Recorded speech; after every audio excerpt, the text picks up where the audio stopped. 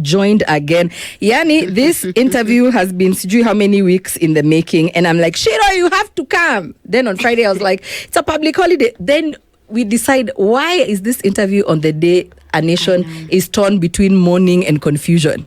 Yeah. Ciru Mutiso, thank you so much. Hi. She is the mental health advocate. In fact, I never imagined having certain conversations without putting a face to them.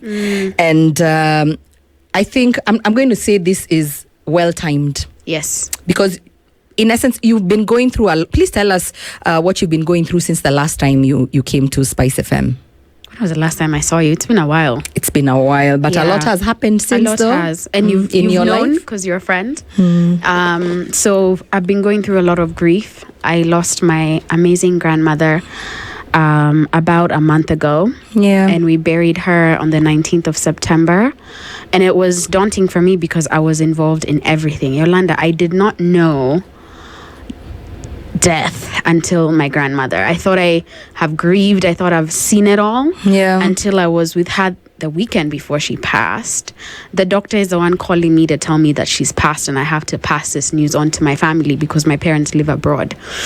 That was, in fact, I remember you asking me, you had a conversation with your mom in the States, and your mom was asking you whether there was specialized care. You know, when you know there's no other medical intervention, you surrender to the fact that comfort care. Yes. And you were asking me, what does comfort care even look like in Kenya? Yeah. I'm like, why are you giving up? You need to push. You're like, Yolanda, stop it. As in, I know. She's not getting I out needed to of text this. different people because I was like, I don't want this to be, it's a very taboo topic in our country and people don't talk about it. And I think that even before her death, because she passed maybe 20 minutes when we had decided as a family we're going to put her in comfort care. We had decided. Yeah. Then a bunch of our friends prayed with her. They left and she was no more. And here we are. And I think even yesterday I was watching her funeral. I keep rewatching it as a sense of let it all make sense that we let her go. Last Thursday I was a mess. I think I was crying all day because it was a month to the date that she died.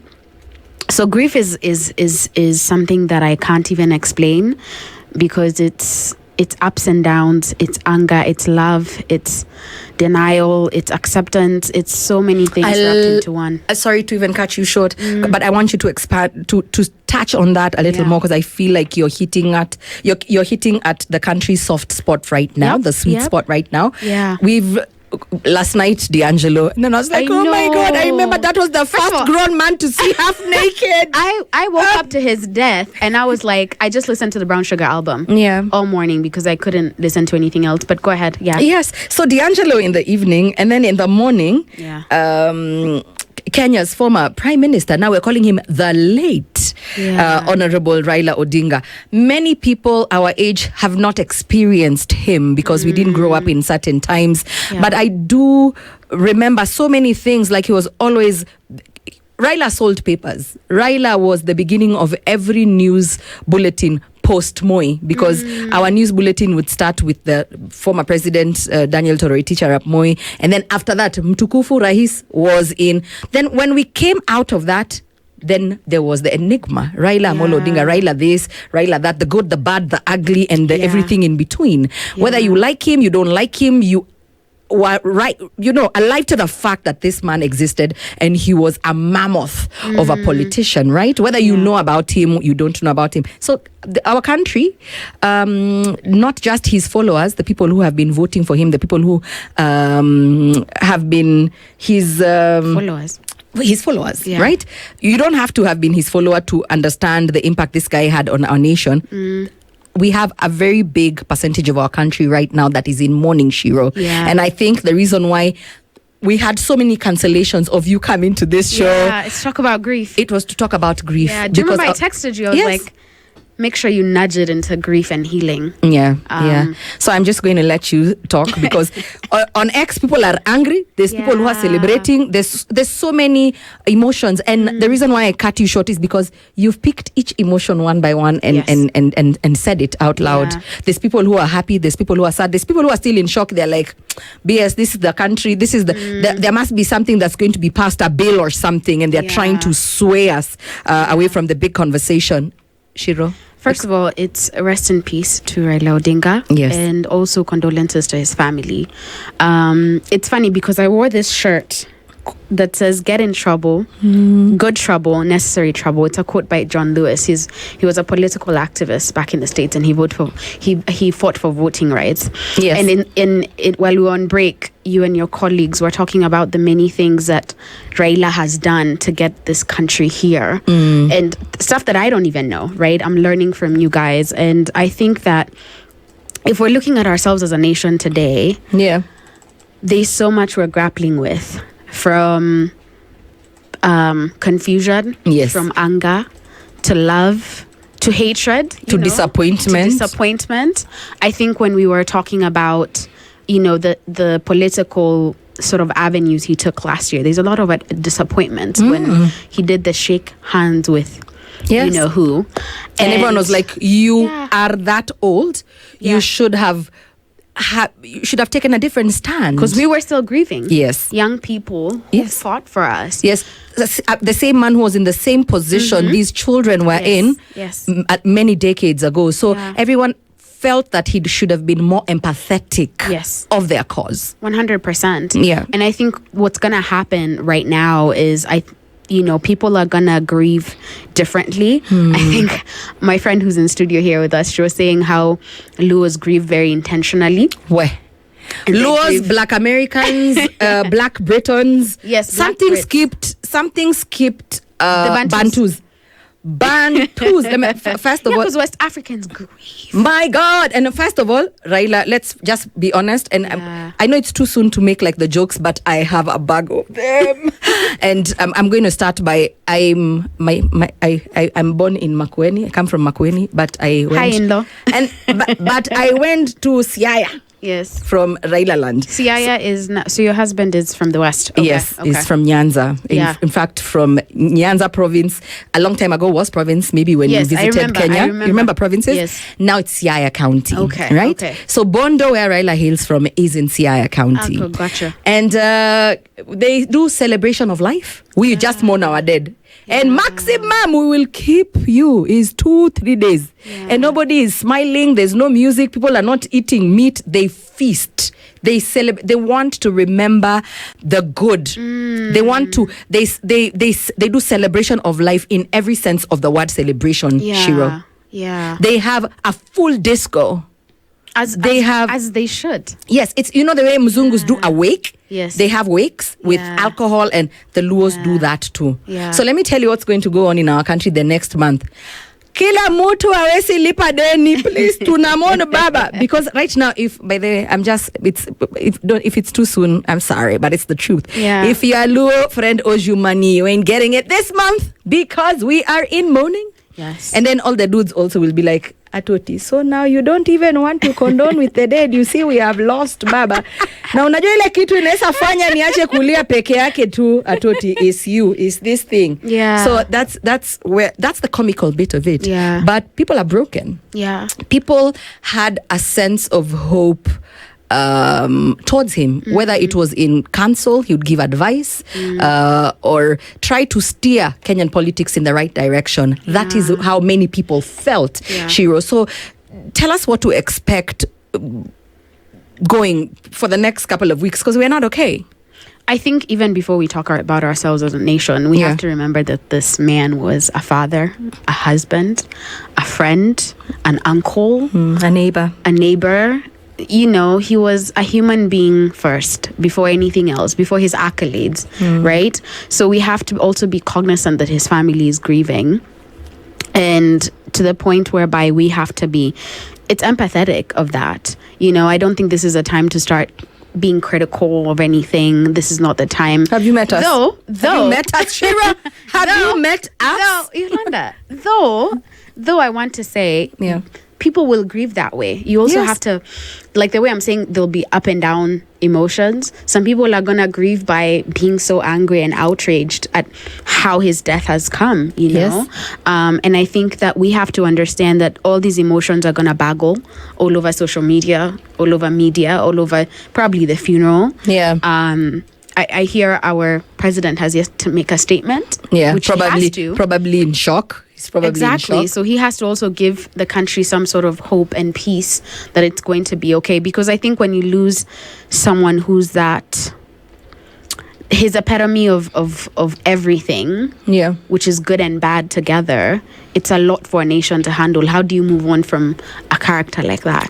I'm not going to compare him to Charlie Kirk, because in my head, and after watching so many of his videos, I was like, this man is a racist bigot. But last month, or is it the month before last, he took a bullet to his neck at a rally. And I forgot that this guy was a Trump supporter. This guy said things that were not very nice to people who are the same skin tone as me. Yeah. This man did not have to die the way he died. Yes. So how do we separate the past and people's decisions from, how do you stir up empathy? I think that's what I'm trying to ask you. What can you tell us so that we can always have a factory setting before you tweet something awful right now?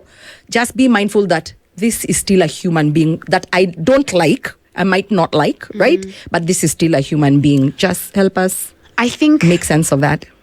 I know for a fact that's a very, very difficult thing to ask anyone to do, because empathy is a learned trait, right? Empathy is something we earn when we're children. Yeah. So, like, let me give you an example. A friend of ours, my husband. Yes. Our couple friend were getting married, and I went to 3 stores to try, maybe 3-4 stores. I even called Pa Pink because I was trying to get a really good card. Yeah.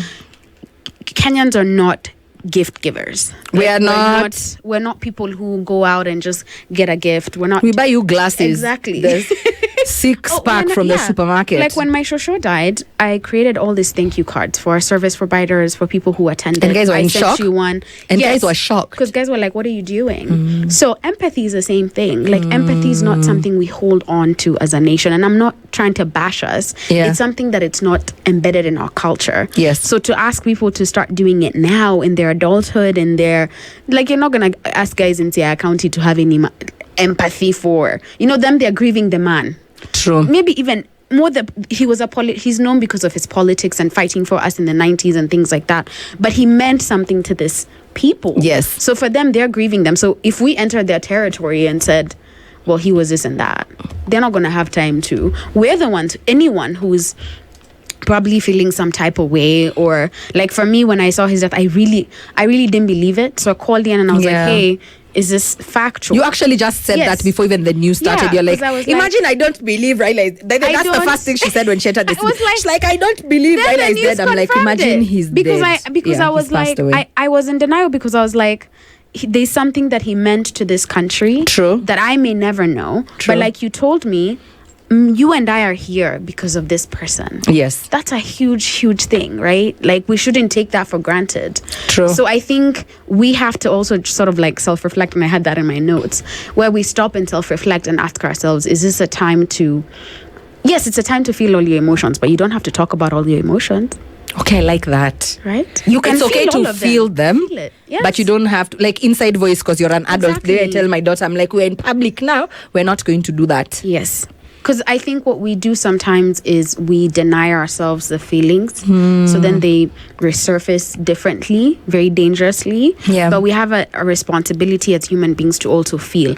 I think that what has happened over time is that as a child, when we're being beaten and you're being told, stop crying. So that emotion is out of you because you're angry, you're scared, you don't know why you're crying, but you know it was painful. Yeah. So we've been taught to numb pain, as men have, more than we have. Yeah. We've been taught not to feel these negative, quote-unquote, feelings, because feelings are feelings. Whether you're angry, you're in love. Feelings are feelings. Feelings are feelings. And you're human. Like, we were created to feel. That's part of who we are as a humanity. So even with grief, it's not going to be all...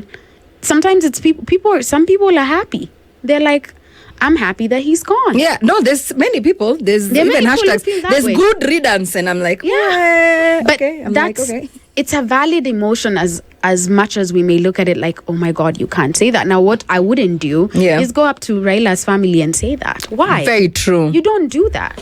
Or to someone who was a Raila follower. Yes. You can't, because now you're going to have a shouting match because Exactly. one loves the man and one detested the man. Yeah. You all have play your part. Yeah.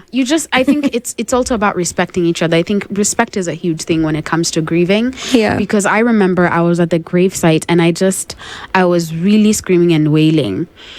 And there was a lady who came up to me and said, let's stop this. And my friend had to stop her and said, no, you need to let her grieve. And I said, leave me alone. I need to grieve my grandmother, because if I don't let this out now, when am I going to let it out? Yeah. So grief is going to be like this. It's going to be wavy. It's not a straight and it's not line. ugly, because I know people who did not get to grieve or were in the 5 stages of grief. You lay yourself in the denial, anger stage for so long. Yeah.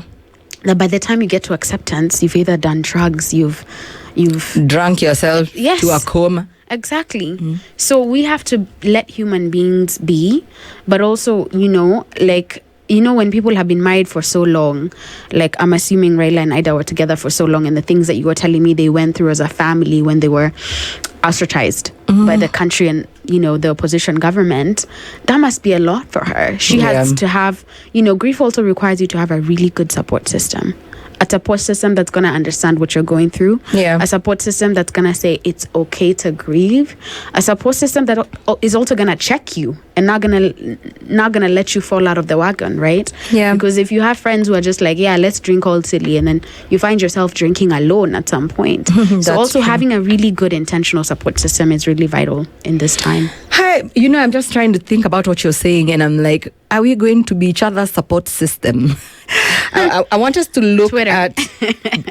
By the Twitter is the devil's app. It's good and bad. It's good and bad. Yeah. Sometimes mostly bad. I want us to take a small breather. We listen to D'Angelo's Brown Sugar. When we come back, I want you to kind of go back to the conversation that was intended from the beginning. Yes. Why healing matters now more than ever. I feel like we live in such volatile times, Ciru. I feel like even if we unpack and we kind of push the Raila's death announcement to the side, we're already not okay. Yes. Yeah, we're in such volatile times when everybody's in their feelings, everybody is hurt, the economy is in the dumps. Yeah.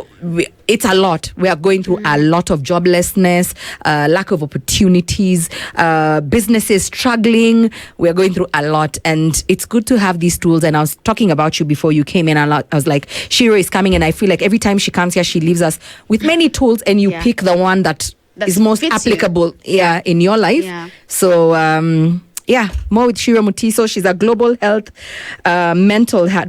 she's a global mental health awareness advocate, and she's going to be talking about mourning in passing, but mostly why healing matters now for our country more than ever. Yeah. Ciru, we love you. Love you too. And hugs. She's still here, still at it. She's a global mental health awareness advocate. And today we're talking about why healing matters now more than ever. And imagine this conversation and this topic was decided weeks ago. Yeah. And then today's the day that, the universe, the planet decided to have you here. For a reason, obviously. A lot is going on the socials. Someone has written a message on our live. Okay. Andrew J. Franklin, he listens from Lavington. He says, empathy is an alien emotion in Kenya. You want me to comment? Yes, of course. I want you to comment. I thought we were leaving it for No. processing. No, we don't judge. We listen, we don't judge. We read, we don't judge. No. You are here so that we can decipher some of these issues that we have, but we have to name them. Yes, of and course. Admit to it. Yes. For us to find solutions, resolutions. I agree. Kenyans are not, I agree. because your friend just asked off air. If so and so a politician I do not personally like, if you had woken up today and that person had died, what would you have done? I just told her the truth. I'd have told the DJ to come early. We would have celebrated. So that we can, it's a party in here. So it's true. We have selective outrage and we have selective empathy. Yeah. Why is that so? That goes for every human being. Really, it's normal. It's we're not forged from the fires of hell. It's because of how, again, we've grown up. We've grown up in a very society plays a huge role to how we think, how we feel, and how we shape our lives. It's just what it is. So I think even I feel like with the late passing of Raila, I'm empathetic to the family, to the country, but I may not be as connected deeply as other people, but I'm empathetic to it. Now, there's someone else who may pass, like, God forbid any politician that is a fighter in the States, like, because I'm more in tune to that. Or even, God forbid, the people that I'm close to, activists and stuff like that, they'd be more, I'd be probably even have called you, like, I don't have cancelled. capacity. Yeah. So that's grieving differently. But part of selective empathy and selective grieving, I think that's just a human thing. And it's very hard to expect human beings to be human, to not be human, because I think all of us we grew up differently. You and I grew up differently, even though our morals, values may be aligned in some way, shape, or form. Yeah. But also, human beings also react in the moment of their environment. Like right now, probably the anger that people feel, or the people who are probably happy, it's because, how could you do this to us last year? But that's not fair to his family, So there's people who argue, Shiro, that there were children who passed away, who were killed by the state, and they had families too who are mourning, and by that handshake or whatever political rhetoric was going on in the country at that moment wasn't so empathetic to those families as well. You understand? That's true. Yeah. So I'm trying to play devil's advocate here. I have no horse in any race. I don't like horses. I like vegetables. I'm just trying to say that as much as you're trying to tell people that this is a human being who's dead, and there's people who have tried to reason with, and they're like, their children who died. I didn't see this dude say anything. Yeah. And they had parents, they were young, they had their whole lives ahead of them. So now you want me to be sad when these people didn't show any amount of empathy to what had befallen the youth in our country. Yeah. So I think two things can exist at the same time. I like that. It's a fact. Yes. The two things can be true at the same time, right? When we say facts are not feelings, feelings are not fact, it's the same thing. You can feel a certain way about something, but the fact is 1 + 1 is 2. But you can feel like 1 + 1 is 5. You know what I mean? Yeah. So I think two things definitely exist in the realm of what is happening right now, especially with grief. So that it's valid for everyone to feel what they're feeling right now. There's no right or wrong. And there's no right or wrong when people are grieving. Wow. Sorry, my daughter's head teacher just said the children need to be picked up in 18 minutes because of the state. Okay, do you understand?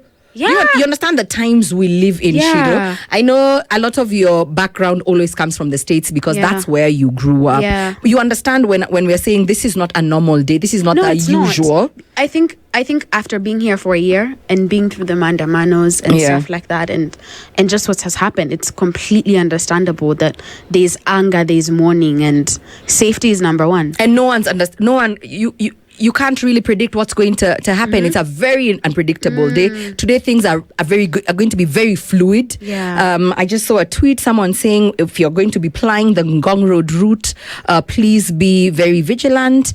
And do you understand? We're going to go back to you have to wear sneakers when you're leaving the house because you don't know when it's going to call for you to run. Wow. That's yes. So these are not normal days. Today is not a normal day. Yeah. Today is not a normal day. Sometimes we want to just be like, I'm going to wait until 2027 when I make my decision, when I cast that vote. But reality forces us into a space where we act and we react. Because what's happening right now, as I'm saying, now look at me. I'm here with Shiro. I don't know if I'm supposed to text the head teacher. Text Babaki. Mimi niko na guest kwa show. You understand? Do we need to go? No. You have to finish. Don't worry. Just making sure that you're okay. She'll stay there with the principal. She'll stay there with her teachers until. But I don't know, Shiro. We're living through such strange times, not just in Kenya, even in the States. I saw a video of yesterday. I don't know the timeline or how fresh it is, but a lady who was having an altercation with a cop in the US, and this guy, he still is choking her. And I'm like, you want to kill her again when we are watching. Is she black and or white? Black. And he's white. The cop's white. Yeah. Okay. And I'm just like, first, he punches her in the face. So it's not even a Kenyan issue that we're living in such volatile times. I feel the world over. Yeah. Where I always feel like the world is at a tipping point. Like, is it close to World War III yet? It sure feels like it. World War III and 4 combined. Yeah. Yeah. But what are some of the things that we need to not lose sight of daily? Because sometimes I'm like, bite-sized pieces. You know, you'll give us big tools, but there's the 1 day at a time, 1 hour at a time. Just give us the small little. I think I had 5 How points. are you? You can draw inspiration from your story. How are you making it every day? How I'm surviving. Well, Adulting and surviving adulting and also working through grief. yeah. I think one of the most important things, because I left social media, maybe Twitter, I left last year, October. I told you after Bonnie, I was like, I'm done. I can't filter the news. So rarely do I go to Twitter. Yeah. And then I left Instagram maybe in July. I had just come from Nigeria for a friend's wedding. I think I left after that. And then I just joined back because I wrote an article about grief. Because I was really tired of people telling me to be strong. Because I'm like, part of me being strong is me grieving, baby. It's me crying. It's me not being okay every day. It's me just trying to be happy. Smiles. But inside, I'm just broken, you know? So part of that, I think there are things that I do for myself that I think work. I'm a huge self-reflector, and we've talked about this before. Yeah. I think self-reflection is just, how am I feeling right now? What's going on with me? Taking So time you out check for your- in on. Yeah, you have to check in with self, because if you don't, it's dangerous. Like right now, people are gonna be absorbing so much news, but you've gotta stop. Like at some point, maybe 8 p.m., get off the phone. Okay, like a timeout. Get a hot shower, watch some boring thing on Unplug. Netflix. You have to unplug from the world, because Listen to D'Angelo. Like today was supposed to know. be D'Angelo day. I had kinda everything sad. planned out. I was like, Ciru and D'Angelo, you know, she has that car vibe. She's Yeah. earthy and she loves the universe and human beings. I was like, this is going to be beautiful. Hey, yeah, you gotta Did I unplug. know? Yeah, listen to a D'Angelo album for sure. I would say, and also I so think unplug one. yeah, it's to unplug. I think too, also unlearning. Like this is where empathy comes in. Try and practice being empathetic in your own way. So how do you do that? If someone says a tweet that's resonant to you, and you don't have to respond. You don't. The word is, you don't have to react to everything. Right? Okay, I like that. You don't have to react to everything. Okay. Actually, there's a really good quote from Game of Thrones. Those Game of Thrones fans. There's a thing that Peter Dinklage, his actor, Yes. the short guy. They're called small people. I don't They're want to called call. something. I don't want to say that other M word. I don't like it. So I can't. he They're says- midgets. I don't want to. I'm called that because I'm short, so it's okay. He's in No, good as we're company. fan-sized. Yolanda, please. As we're fan-sized, not midgets. So anyway, he says something to, and he says sometimes the best thing to do is to absolutely do nothing. I like So that. you can read something. You don't have to react to it. You know, we're human beings who just want to react all the time. You don't have to. Sometimes you can just not react. You know, and the second best thing you can do is, it's in a process of unlearning and relearning, and also learning, how do I better respond to things? And that takes, again, self-reflection, because you can unplug and a lot of self-reflect. emotional intelligence. Exactly, which that one, you know, that needs a special podcast to talk about. Yeah, If no, we're talking about- you'll definitely Yeah. come back, because I feel like there's so much we can talk about. Yeah. And I've been thinking about Wellness Wednesday that we talked about. Yes, and I'm like, yes, we just need to theme it and have like thematic conversations, because I feel like being like there's our episodes are quick in Kenya. Like today's episode was just totally uncalled for. Like this Yeah. was wow. 100%. Yeah, so unplugging, not reacting to everything, Yeah. and also giving yourself grace. I think part of giving yourself grace is understanding you're going to make mistakes. You're not going to get it right. I think one of the things that we hold on, and I think in primary school for sure, I know, we were taught to fear. We were taught to hold on to shame. We were Yes. taught to, you know, we went to therapy, for couples therapy with Ian and I, and the first 4 emotions we were told we always carry: Yeah. fear, guilt, shame, and anger. Really? Those are the 4 emotions that you carry as a human beings that obviously overcome your happy, the content of joy. You know why Really? that? Because we were taught that. As Fear, shame? fear, shame, guilt, and anger. Those are the 4 emotions. That's the factory setting. Yes, That is a factory starting of a human being. Really? Yes. Why are you crying? In school. So the others we those are learn. not taught emotion. No, but we learn them because they are part of life, right? But look at how you grew up. Don't even take it far. Go to primary school. Go to your own homes, how you grew up. We're just fearful. You were taught with all those emotions because the softness, these good emotions that we call good, because I said emotions are emotions. There's no good and bad. Yeah. Because happiness is also a state of your mind. It's not a state of...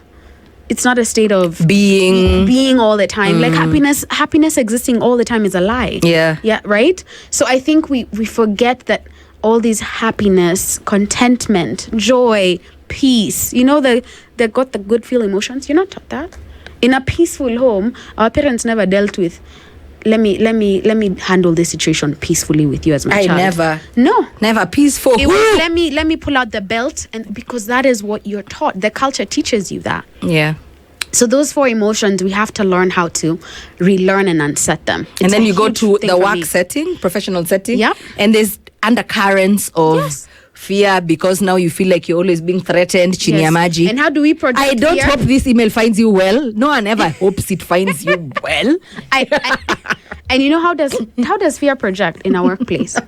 Within women. It's jealousy. It is. It's jealousy. It is. She's coming to take the spotlight or to dim my shine. We are not taught how to be together as women. And I really wish we were taught that. To support each other as women, to see each other's light as women. We're not taught that. You look at shame, anything you do. Like I think I've carried on to shame for a long time. For me. So I've had to unlearn all these things and relearn, and then you put that into your daily practice. That's what you have to do. And also feel your feels. And also understand your feelings are not the moment. And they're not who you are. Your feelings are not... Yolanda, just because you're upset that this is not working out, that doesn't mean that it not working out is who Yolanda is meant to be or what to be. True. So unplugging, taking care of yourself and, making sure that you're doing a daily check-in with yourself. Yeah. Not reacting to everything. We also need to learn how to take walks. I know we don't have a country that's created for us to do that, but I'm plugging from the net, from the TV and all that stuff. Just friends of Karura are listening to you. Yes. I honestly wish our government would really, really pour themselves into that. We only have a Boretam and Karura. And that's it. Jaffrey's at Lavington, but that's not really even big. Even Gong Forest, yes. I hear you're building a state-of-the-art hotel inside there. I'm sad. Thank you so much. Sad. Yeah, nature is a huge part. So I think what I've been so happy about this past 2-3 weeks, getting to go to shows, because my grandparents had land in Nyeri and Nakuru, so I've been traveling back and forth. Yeah. And just like the fresh air, the goodness of there's no pollution like the way we have pollution in Nairobi left, right and center, things like that would if you can access that, do it, but always go outside. It's neuroplasticity is what I like to tell people. Your brain expands each single time you're outside for 30 minutes, just taking a walk with no phone calls or anything like that. It's really, really proper for you. I love grass. Yeah. I always feel like when it's stressful, my sister says, let's go and ground ourselves. Yeah, do you I'm just like, we are Kamba. Guys are just going to judge us. They're like, ndio Wakamba warogi, wamekuja kutoa socks. Yes. Well, they ground themselves. You need to see us. I think our neighbors are like, my mom does wale that every day. Wakamba wachawi wa ile nyumba, wanatoka nje bila viatu. They stand not on cabro blocks. Yeah. Not on tarmac. Like on the ground. Yes. We like to ground ourselves. But and it feels so good. You do know the relationship between that. My dad does it all the time. I think Ian now is doing it outside his office. Ian ni Mkamba, kana Mutiso. Mutiso is Mukamba. But my mom does that every single day. She walks barefoot in the grass, on the ground, because there's something about we're so connected to earth. Yes. And we need to ground ourselves back. So if you have that accessibility or ability to do so. Yeah, forget what your neighbors will think. I don't care. Yeah. Oh yeah, we 100%. We need to stop thinking about what that people think. But that's a topic for another day. Yeah. Alex Lumadede says, "Good afternoon, Yolanda. We are in mourning as a nation. The loss can't be explained." Yeah. DMX featuring Faith Evans. I miss you. Okay. That's a good one. Yeah. That's a good one. Before I'd just be like, Unami's politician, but Shiro is here. I'm empathetic. I understand. And I'll play for you your song. Yeah. Right? And Steven wants to listen to Dark Horse by Katy Perry. I don't know. Maybe you can take it home. We have 2 minutes. I just want to say thank you for having me. And this is your home. Don't say that. That's the only thing. Don't use your 2 minutes thing. Because you're going to come back. I hope that anyone listening to this, your feelings are 100% valid. However you grieve. Also be understanding of your neighbor, anyone around you, and how you speak to them about grief, because it's dangerous. Sometimes, you say words to people, words, they say words can kill. And definitely words are stronger than even sometimes, physical, any physical altercation. So I would say feel your feels, but don't forget to unplug, as we've said. Really take care of yourself, not being reactive, and taking these daily practices, as I said, to check in with yourself and also ground yourself, as Yolanda has said.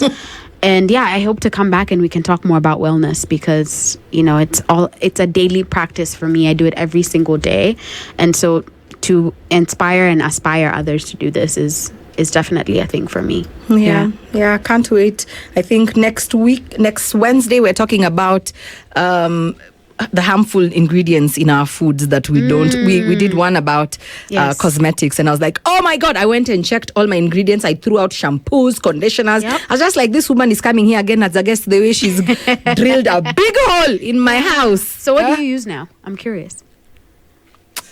You'll smell me. I'll say mine publicly. I'll play a song and then you'll smell me. I smell like... Can I say mine publicly before we go? Yeah. I use goat milk and coconut oil. Really? Even I smell like coconut. Yeah. No, now I'm whipping my own butter. Oh, that's good too. That's good. Yeah, so I shower with not coconut. I shower with goat milk. Yeah. Non-scented at all. There's nothing. There's a really nice company smell called like Katia. You smell like earth. Like... Yeah. But to be fair, I'm wearing Jimmy Choo, so please. Oh my God. All right, I'm out. I love that. That's the mic drop. The conversation ends there. To be fair, she's wearing Jimmy Choo, smelling like goat milk. Ebu go to your husband Motiso. Bye guys. Thank you. Love you, Han. Thank you so much. See you the other Wednesday.